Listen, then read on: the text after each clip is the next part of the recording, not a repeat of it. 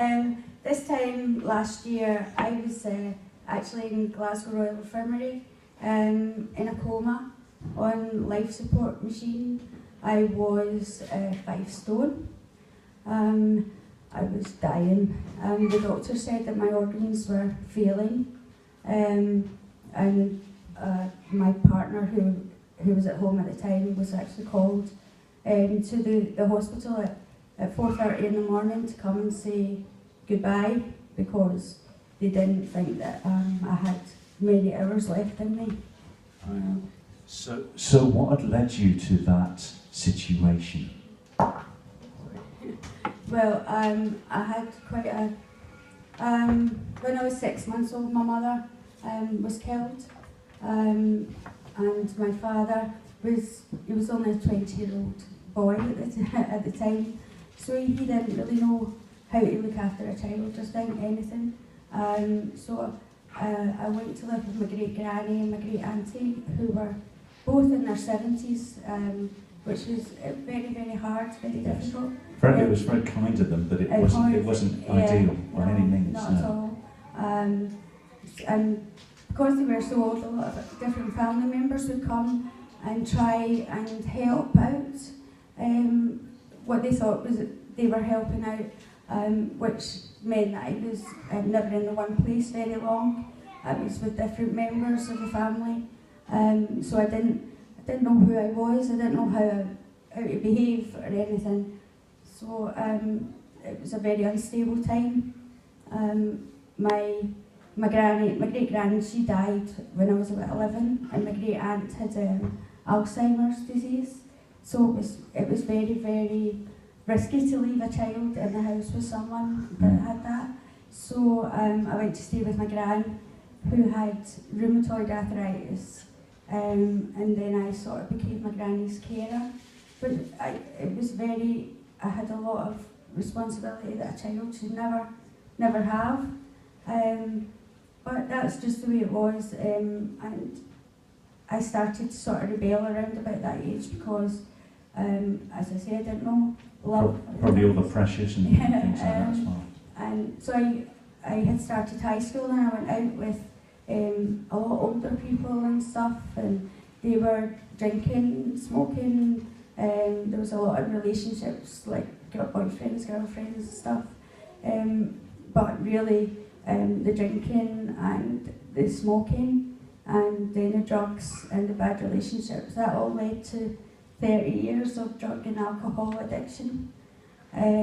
So what kind of drugs were you addicted to? I was addicted to every drug you can think of. I was addicted to heroin, I was addicted to crack, I was addicted to Valium, I was addicted to speed, I was addicted to painkillers, I was addicted to morphine, I was addicted to sleeping tablets, Valium, anything that I could get my hands on to numb this pain that I had, and I didn't know how to not have that pain anymore. That was the only way that I could sort of dull it for a little time, you know. But I just nearly killed myself.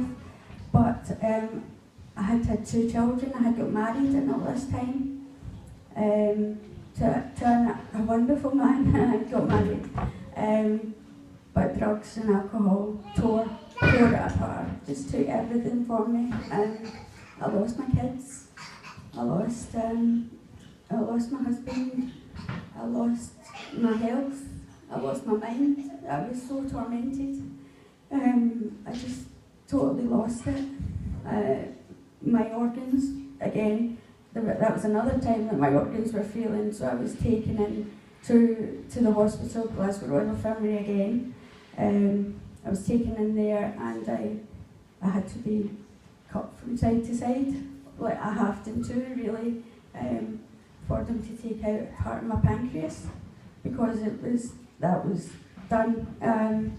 I had destroyed that. This also took out my gallbladder, part of my intestines, put stents in my bile duct. But I got better from that after a while, and I went straight back and done it again, done it all over again. You know. So you were, at that point, you were 5.5 stone, and and you've been taken into hospital. Who got you there? This was a previous time, so I've been nearly died Yeah, a few times. Yes. What had happened, as I had lost all everything, I became homeless. So I was out in the streets as well, sleeping in Glasgow Airport, in anywhere I could sleep. There was a lot of times that the police were involved as well, but I eventually got a flat, and I started going to church a couple of times whenever I was okay, if I was ever okay. I wasn't ever okay. But I went to church and I met all these lovely people, and I liked it, but there was times when I couldn't go. I just couldn't get out of the house. But I was very, very ill at this point. You know, I couldn't stand up. I was crawling about the floor on my hands and knees. I was so weak. I couldn't even lift myself up or anything. I had my curtains drawn, didn't answer the door, didn't answer any phones or anything like that. At that time I didn't really care, because I had nothing to live for anyway, you know. But then there was a knock at my door this day, and I thought, oh, I don't know why, but I answered the door, and this lady from the church was at my door, and her name is Ruth. She didn't know why she was there. I didn't know why she was there, and I didn't know why I opened the door. But thank you, Lord, that I did open the door. She came in. She is a GP, and she saw how ill I was, and took me to Glasgow Royal again, where they told me I had double pneumonia. So I was in a coma again, on life support again. This lady, they phoned the partner again, and this lady, she stayed and she prayed. She prayed with me, and well, I was still in a coma, I didn't know she was praying, but she prayed over me and had the church praying, and the doctors were like, no, she's dying, because the vital signs were going down and down and down, fading away. But then the vital signs started looking as if there was something there, you know, some life there. And I woke up from this coma, and I thought there was an angel at my bedside, because someone was praying, and I asked them if I had died and if I'd gone to heaven, because someone was praying at my bedside. But I was very, very ill anyway, and Ruth took me home. She stayed in my house, and she prayed with me, and she lived with me, and encouraging me just to eat a little bit now and again, and stuff. And then we talked about Teen Challenge when I was sort of coming back to a wee bit of clarity in my mind, you know. And so that involved going down to Wales. What was that thing?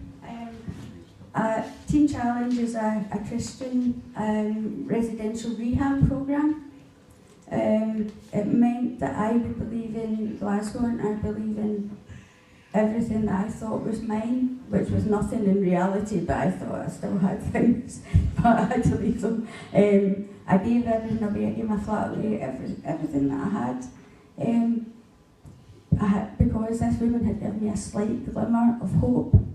You know, she had talked about that I had hope, that Jesus had something for me, just to go and let Jesus into my heart, you know.